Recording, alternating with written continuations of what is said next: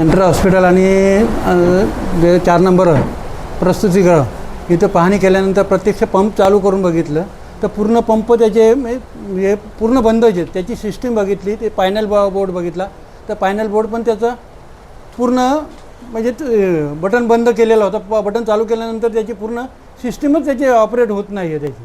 आणि इथं ते प्रसूतिगृहामध्ये आलो, तिथं बघितल्यानंतर बटन चालू असताना पायनल बोर्ड बंद आहे आणि वरचं जेव्हा जॉकी पण बघायला गेल्यानंतर त्याचा ऑलच पूर्ण बंद आहे आणि खाली पण सिस्टीम चालू केल्यानंतर ती पूर्ण ऑपरेट क्लिअर होतच नाही आहे. ते 2023ला NOC घेतलेली आहे.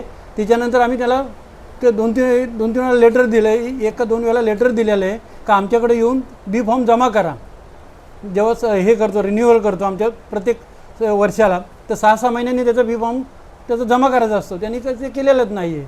आता कशा प्रकारे तुम्ही नोटीस देणार आहे हॉस्पिटलला आणि शासनाला काय कळवणार आहे? आता याच्यानंतर आम्ही बहुतेक कारवाई त्याच्यावर करून घेऊ. आम्ही बघू आता त्याच्यावरती काय करायचं.